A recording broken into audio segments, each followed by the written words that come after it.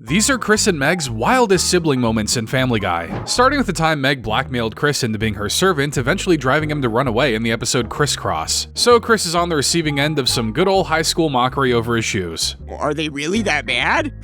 Are you kidding? They're terrible! Will I date myself too much if I make a what are those reference? Yeah, probably. Well, I'll spare you the dead memes. For now. So Chris tries to ask for new sneakers, but his parents aren't going for it. Shut up and stop complaining. When I was your age, I didn't even have sneakers. We wore stale hamburger buns. Yeah, and the seagulls would peck at your feet while you walked 1,000 miles home, all uphill. Get some new material, Grandpa. So since they aren't going for it, Chris takes matters into his own hands and steals some money from Lois's purse. Busted. I don't like the look on Meg's face. Then again, she hasn't really had an expression I've liked yet anyway. I saw you steal money from Mom's purse. Oh.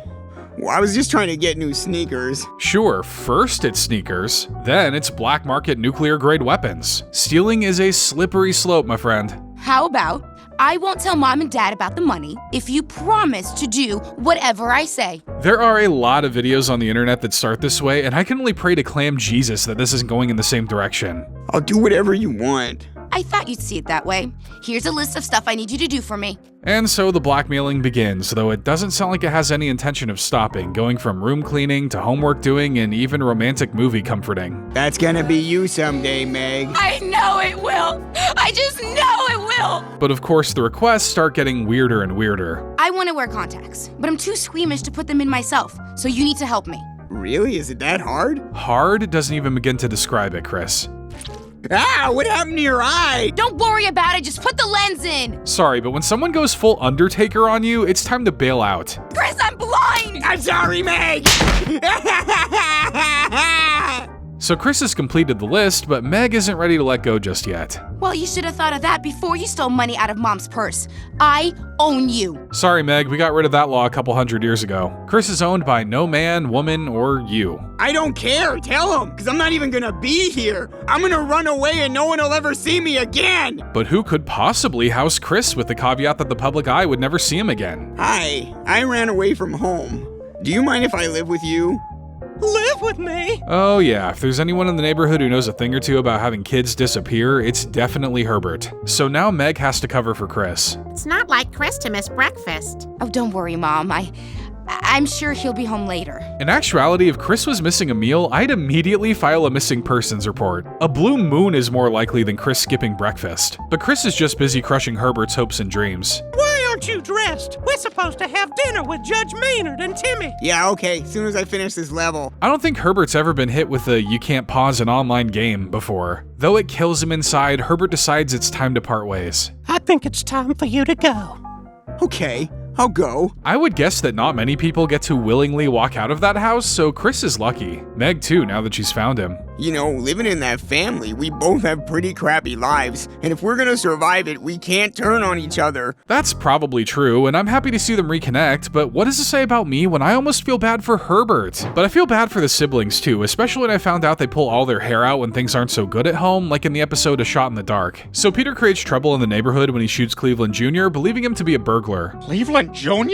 Mr. Griffin, you shot me! Oh my God! Honestly, it was only a matter of time before somebody got shot by Peter. It's Chekhov's Peter's gun principle. If it's not gonna shoot somebody, then it wouldn't be in the story. But Peter didn't mean anything by it, he was just trying to protect his neighbor, though Cleveland and Donna think he's gone full-blown racist mode. You wouldn't have fired that gun if he was white. That's not true, I'll shoot anybody. And that's the Peter Griffin guarantee. Not sure why you would want that guaranteed, but he'll do it anyway. I'd never want to do anything to hurt you or your family.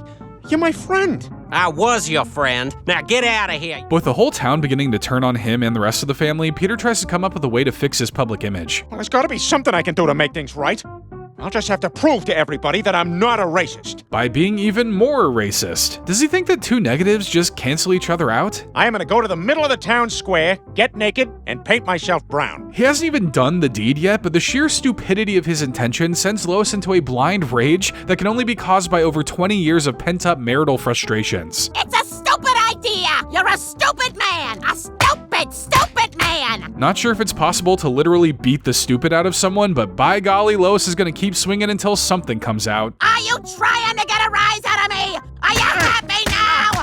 Is this what you want? And Chris and Meg saw the whole thing. So how exactly do you react to seeing the parental structure of the family fall apart right in front of your eyes? What do we do? What we always do. I'm in charge of my head, that much I know! Not sure how that fixes things, but I'm at least happy to see a little sibling solidarity. And the hair will come back, but so too will the mental scars, unfortunately. And the two would stand in solidarity again when posing as a couple in order to expose their parents to their new young friends in Young Parent Trap. So while they're at an event at Stewie's preschool, Peter and Lois get mistaken for a young couple. Yeah, new parents like us have to stick together. Yes, we do, because we're very young. They must be those kind of hipsters who wear glasses frames with no lenses, because they gotta be blind to mistake Peter and Lois for a young couple. They think Stewie's our first. They think we're young. You're hurting me. You can tell this is all Lois ever wanted in her life. That and a 24-hour grocery store. And after hanging out with their new, young, hip friends, Peter and Lois are introduced to the wonders of apartment living. Your place is amazing.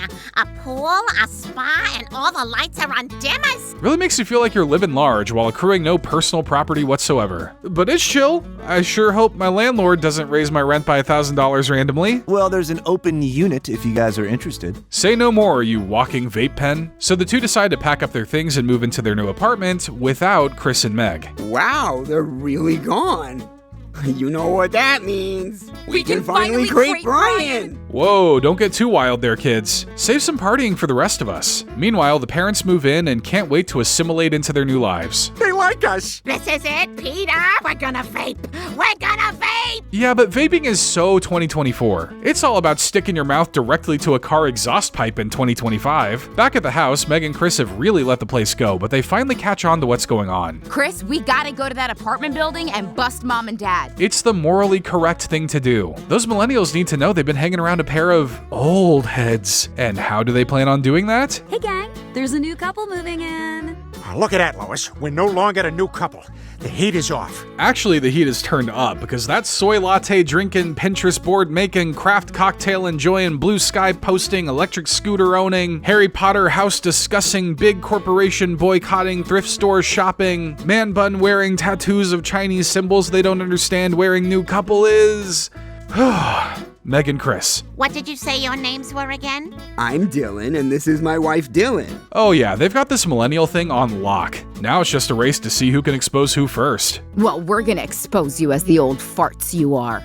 Oh, you're gonna expose us? And there's no better way to weed out the oldies than with a board game that's too complicated, too confusing, and takes 3 weeks to complete. You seem like a very happy couple, yet I haven't seen you even kiss yet.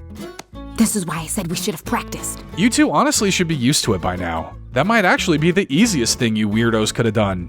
We should take a photo. Lois, why don't you take a photo and airdrop it to us? Oh, they got her now. No woman of Lois's age can take a picture without her finger partially over the lens, let alone know what airdrop is. Luckily, Peter has an out.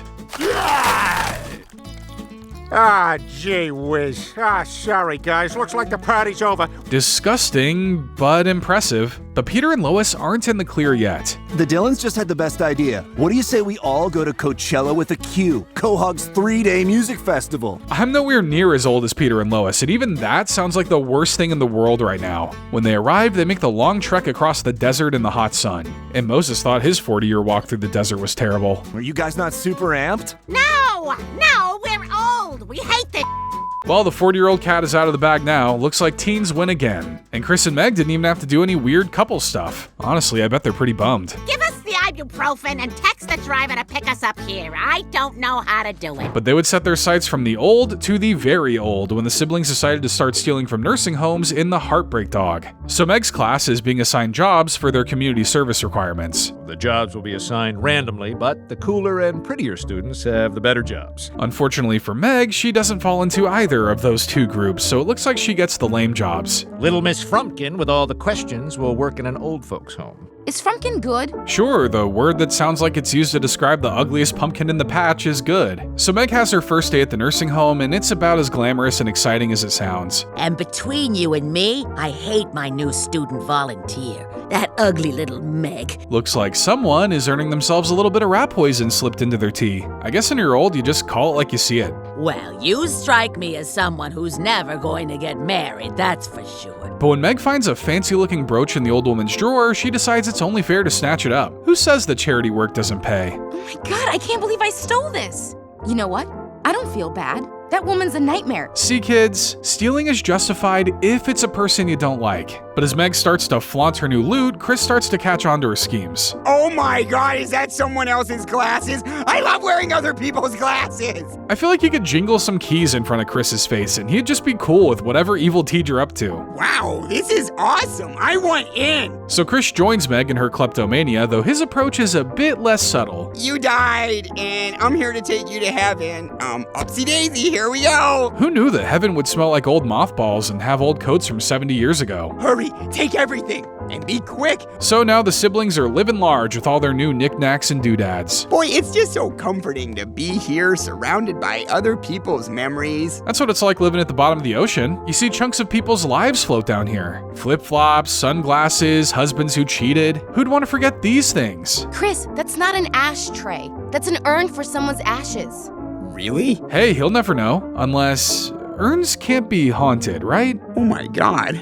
What are we doing? I feel awful. We need to give everything back. Aw, and they'd just grown so accustomed to their life with those creepy vintage dolls on Meg's bed. So they try to sneak the stolen stuff back into the retirement home, but are almost immediately caught by the residents. Mrs. Parkhurst? Look at you two, stealing from the elderly. Well, there were no babies with candy available, so the elderly were the next best option. Listen, we're very sorry we stole from you, but you have it all back now, so we cool, right? Of course, apologizing for the crime instantly makes it okay. Really though, Mrs. Parkhurst should call the cops, but she has a different kind of punishment in mind. You will spend time with us every afternoon after school. Just pull the trigger, Piglet. The sweet release of death sounds leagues better than that nightmare schedule. Now I feel some dementia coming. Feed me pudding while I grip your wrist in terror. Well, at least they go down together as siblings. It's definitely the only honorable thing they've done all episode. But look, if you want old people's things so bad, you're gonna have to wait until they die and then go to their estate sale like the rest of us. But Chris would act honorably when he tried to protect Meg from getting injured in roller derby in the episode Saturated Fat Guy. So Meg's at the skating rink for Ruth's birthday party. And if you don't remember which one is Ruth, I don't blame you honestly. Okay, let's see what Meg got me. A crock pot? Things about to get crazy! Sometimes I wake up in a cold sweat wondering if I talked like that when I was younger and made myself look lame in front of the whole world. But the day becomes all about Meg when a roller derby coach approaches her. Your ankles, calves, and thighs are all the same thickness. How would you like to try out for the roller derby team? Some of you say you're built different, but Meg literally is built different. Okay, sure. What the heck? Here, take my card. I am a registered offender. And this guy's just walking around the rink? Tighten up, Quahog. Tighten up. Chris even tags along for her tryouts, though he's got his own little side quest to do. You might not know this about me, but I am a bit of a shutterbug. And like most bugs, he should probably be squashed on sight. Bend down and touch your toes. Memory card full? Come on! I'd like to believe he's cropping his sister out of these creepy shots. I'd like to believe that, but I don't have the highest hopes. Well, we need 5 for a team, and there's 5 of you here, so congratulations. So the first game of the season rolls around, and Meg immediately adapts to the brutality of the sport. Nice move, Griffin. Way to go, Meg! Dang, this looks like fun. Why isn't this a more recognized and respected sport? What's one more concussion creator on our televisions, huh? Wow, this is a lot more physical than I thought. Yeah, and they still have room to introduce weapons into the mix if they want to. Let's go full medieval, baby! Meg! Boy, that was rough. Not gonna lie, it's kind of sweet to see how much Chris cares about his sister getting hurt. Now, if only he could bring that kind of energy back home, maybe she wouldn't get bullied by Peter all the time. He even helps her train a little. Swing that lamp at me. But you'll get hurt. No, I won't. I'm gonna dodge it. She's got the reflexes of a cat, if that cat was also covered in cement. But Chris's concern levels have risen, and he thinks she should reconsider her sport of choice. And all it would take is one bad hit to do permanent damage. I think you should quit. Have you ever thought that maybe your sister likes getting hit, Chris? I know you're worried about permanent damage, but I think the damage was already done a long time ago. It's the first thing I'm really good at. Plus, I love making other women bleed. I guess psychos need their outlets too. This sure beats going around murdering people in a wedding dress. So she continues to compete, using the sport as an outlet for her anger. You're going down, Griffin! like my stepfather's pants! I guess I see where some of your anger comes from. I guess they could try therapy, but therapy doesn't draw nearly as much blood. But when Meg falls and is about to get trampled, Chris takes matters into his own hands. Chris, what are you doing? Saving myself! Kudos for being her knight in shining armor, Chris, though it looks like you may have wanted to wear some actual armor before hopping into the rink. Oh my god! Chris, are you okay? I don't think so. I'm hurt pretty bad. Yeah, but everyone in this show falls down like that. Walk it off, champ, you'll be fine. Chris, I'm so sorry you got hurt like this. Roller derby was the best thing that ever happened to me. To be fair, this is on Chris for just walking out into a live rink, and he realizes this. I got hurt because I didn't belong out there. But you do. With her confidence regained, Meg returns to the rink for the championship game. Too bad we won't know if she won because something more interesting was going on nearby. Everyone stopped to watch some fat kid who was killing it on Dance Dance Revolution.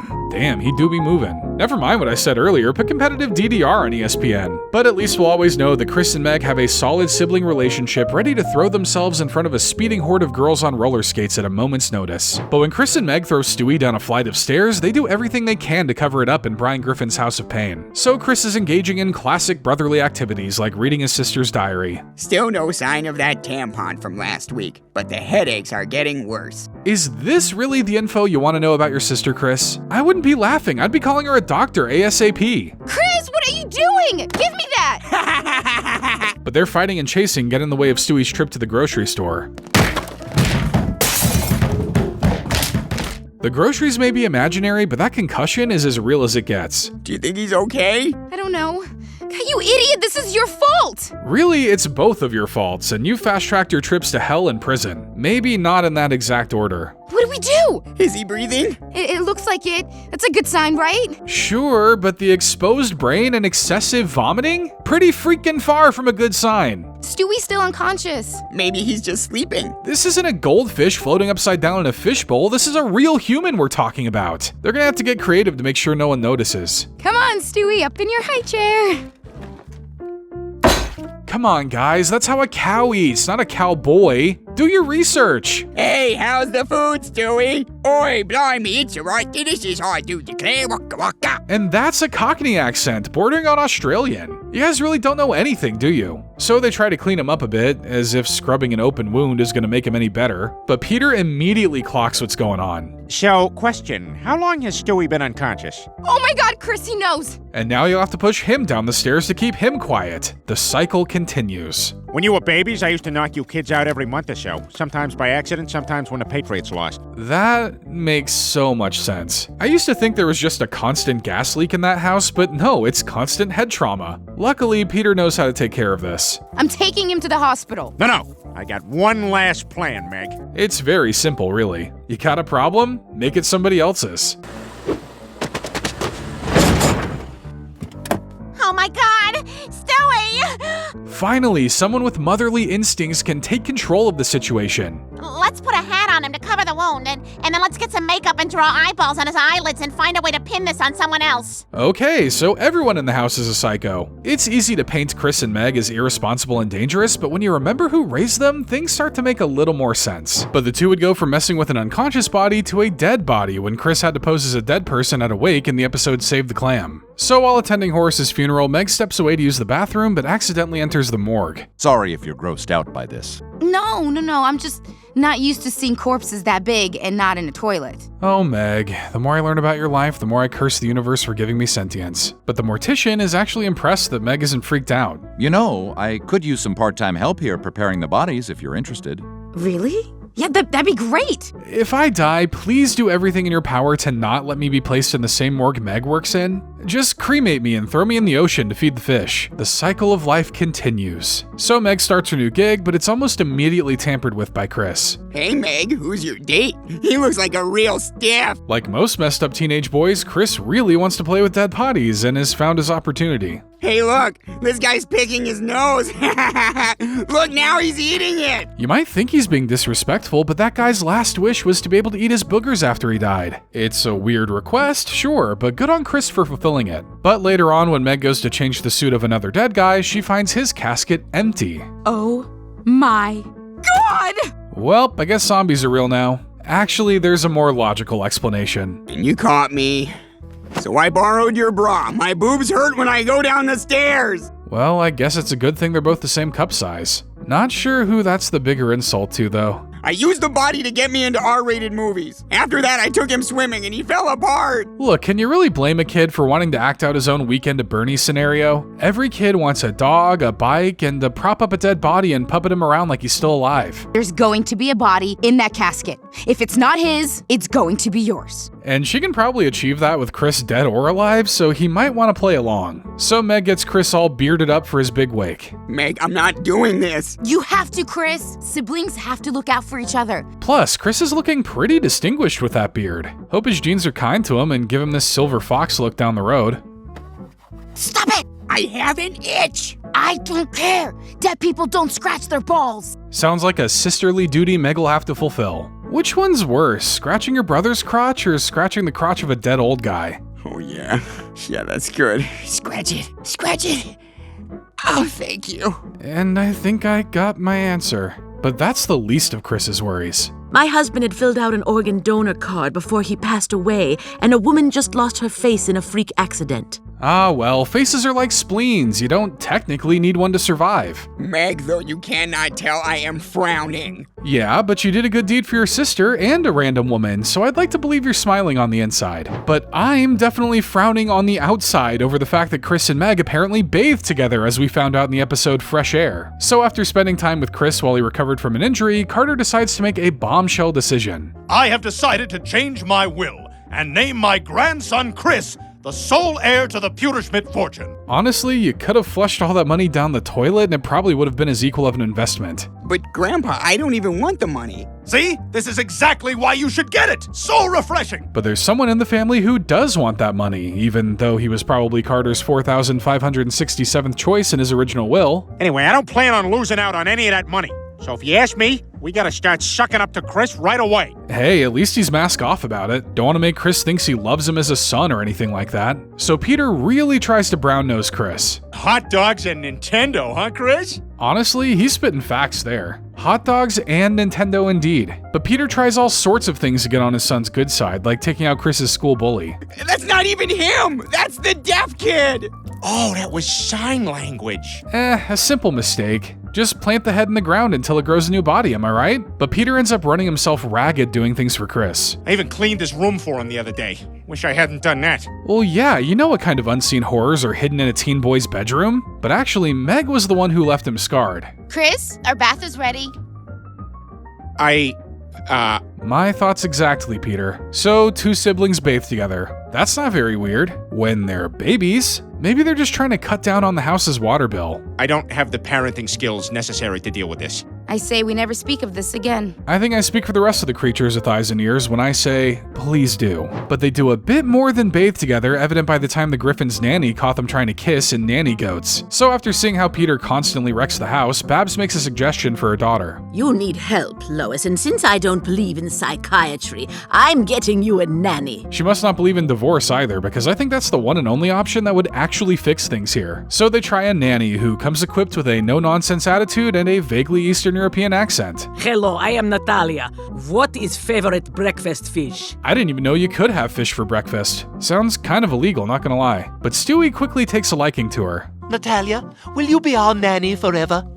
Unless Belarus security force track me down. Looks like the nanny made some enemies before coming to America. Would have thought that would show up on a background check, but whatever. Dang, those Belarusians work quickly. As they open fire on the house, Stewie and Natalia rush upstairs and stumble across something even more unsettling. No kissing, under bed. Dang, she is a good nanny. She may have just prevented some good old Rhode Island inbreeding. And why was Chris wearing a stethoscope? Must be their kink, but if your doctor tries to start kissing you, grab the nearest scalpel and you know what to do. But the two would go all the way and make out on Halloween, though they claim they didn't know it was them at first in the episode Halloween on Spooner Street. So Meg is getting ready for the big night, hoping to turn some heads with her costume. What are you dressed as? I'm a cat. Good on you for keeping the holiday wholesome, Meg. This is so cool. Our first high school Halloween party. Do you think we'll get to make out? Well, anything can happen on Halloween, though it's usually something scary, as we'll find out. If we wear our masks and we don't take them off for the whole party, the boys won't know who we are, and we'll have a better chance of hooking up. Halloween is all about deception, but I still don't know if that means tricking someone into kissing you is morally acceptable. So as the party rages on, everyone decides to play Spin the Bottle, which sees Meg getting lucky. All right, Cat and Optimus Prime, into the closet. Well, if there's one robot you can trust, it's the one whose whole deal is being in disguise. I'm sure there's a lesson in there somewhere. But when they go well over the allotted 7 minutes in heaven, they end up getting exposed to the world. Oh my God. I refuse to believe they didn't recognize each other. You telling me not one of them said a word? Well, they better act surprised at least. What are you doing here? Trying to grab some boo! From your sister? I didn't know it was you! You know, Halloween is all about getting scared, but getting mentally scarred might be taking it a bit too far. We're disgusting! We're a disgrace to our family! Maybe if you were from a normal family, there wasn't much honor to ruin in that family to begin with. But Meg and Chris would fight for the honor of their family when they get attacked at school, forcing them to kill an entire lunchroom in the D in apartment 23. So the whole reason they end up doing this is because Brian makes a pretty bad tweet. About to see the new Kevin Hart movie. Just kidding, I'm white and went to college. Both of those things are really only half-truths. Not sure you can classify holding out for one semester as went to college. And as expected in this day and age, the tweet spins up a dumpster fire of hate comments. At least Brian's finally getting that attention he ordered. You racist jerk! I hope you get foot and mouth disease! What the hell was that? I know, Brian usually loves it when an interaction with a woman leaves him all wet, but the hate train doesn't stop there. There he is! Where? I'm in the back! Brian deletes the tweet, but the hatred for him begins to extend to the rest of the family. You can't freeze me out like this. We're on a first-name basis. They're on our name tags, Lois. Depriving Lois of groceries is like depriving a fish of oxygen. Wait, is that? No, yeah, that's right. And Peter receives a similar response over at the Clam. Come on, he deleted his tweet. But the hurt has been RT'd in our hearts. And no Notes app apology letter can fix it. See, I know the lingo of the interwebs, but things go way worse for Meg and Chris at school. Maybe we should just eat outside? No, Meg, we're eating here. I'd like to see you try. Well, that kid did flip Chris's hat, which means Chris is in the right to shatter that kid's jaw. You know, an eye for an eye. The siblings don't just beat them down, they absolutely destroy them. I'm talking about throats getting cut, bones getting broken, and necks getting snapped. I don't know who taught them to fight like this, but I may never make a snide remark about them again. I am not trying to get cracked open like a fortune cookie. It was a joke. Now, if only they could do this to their parents. Maybe they get more respect around here. But the two would throw respect out the window when they decided to tag team making fetish videos involving Chris sitting on desserts in Boston Stewie. So Chris comes across Meg making a batch of cupcakes. I'm celebrating. Oh, last night I had my period. Or miscarriage. Not sure which. Oh, congratulations. But she makes the mistake of leaving Chris alone with the cupcakes. He doesn't eat them, but does a weird secret second option. Hey, Meg, no turkey dinner is complete without a little undernut squash. And instead of doxing him or posting his social security number like a normal person, Meg decides to share the video online to embarrass him. Master's latest social media post has become popular on the internet, so now Master rules the family. If only hierarchies worked like that in real life. We'd have Mr. Beast for president, Logan Paul as the head of the Department of Health, and the Hawk Tua girl as the secretary of the Department of Commerce. Doesn't that just sound great? This cupcake video got 20,000 likes. So this sicko stuff is popular, huh? Meg wants to run a fans-only account for him, but is Chris willing to flaunt his caboose for the art? Go get a business plan, some seed capital, and an S-Corp registered in the state of Delaware, and then maybe we'll talk. So Meg does all of that. And yes, it's as exciting and thrilling as filling out a ton of paperwork sounds. Gotta respect the grind though, and Chris does too. I'm in. So the two start their first shoot together. My dad fell in the shower, so we kinda need the money. Thank you. So is the video better if the desserts are nicer? Do you opt for more cream filling so the impact is messier? Is there any way to talk about this stuff without sounding like a complete weirdo? How was that for you? It was amazing. We just created art in front of our fans. I think what you actually created is missing an F in front. But as Chris's fame grows, he finds it difficult to accept his new public image. He'll sit on anything. He's a sit. He's also really good at hearing the whispers of nearby diners. Is that a fetish too? Can't we just be normal about anything anymore? I'm wondering if you could come over and sit on my wife's avocado? Come on, man, I'm out with my family. And it isn't long before Chris's patience begins to run thin. Squash that brownie with your knee. I don't do knee stuff. I told you guys that from the beginning. That'd be like asking Van Gogh to use clay instead of paint. These Philistines have no concept of the artistic process. Chris, you can't talk to people like that. Oh, fine then. Maybe I'll talk like this. Everyone, I quit! No one understands an artist in their prime. 100 years from now, after Chris is dead, he'll be seen as a legend. So Meg employs Peter to fill in for Chris, as if making fetish videos with your brother wasn't already weird enough. And why am I snorting regular when I specifically requested bacon-wrapped? Divas, am I right? Hasn't even sat on a dessert yet, and he's already acting like he deserves an Academy Award. I'm sorry, Meg, but as an artist, I simply cannot create until you have finished dry cleaning all of my Halloween costumes. Yeah, but maybe we shouldn't respect the artistic process now that I think about it. But later that night, Meg hears Chris having second thoughts about walking out. I just wish I didn't screw everything up, you know? Treated you like a carrot muffin I butt-smothered for money. Not sure what that's supposed to feel like, and frankly, I don't want to know. So Chris has to turn to the streets to get his fix. Hey, baby. I want to party with that ice cream cone. $5 and I'll sit on it. I know Seth Green originally used Buffalo Bill's voice as inspiration for Chris's, but it sounds like he's finally made the full transformation. $20 if you mash a chip witch with your knee. Let's see the chip witch. Luckily, Meg steps in before Chris completely degrades himself. Sitting on desserts is fine, but there's no coming back from knee squishing. You have so much to offer, and I've got something for you. Buttercream. And so the two siblings share one last cupcake smush together. I'd say I'm happy for them if this entire episode didn't make me want to scrub my brain clean with bleach. But instead of smashing cakes, you should smash the like and subscribe button if you like what you saw here and want to see more. It's the easiest way to help our channel grow, and it keeps you in the know about all the great Family Guy content we post weekly.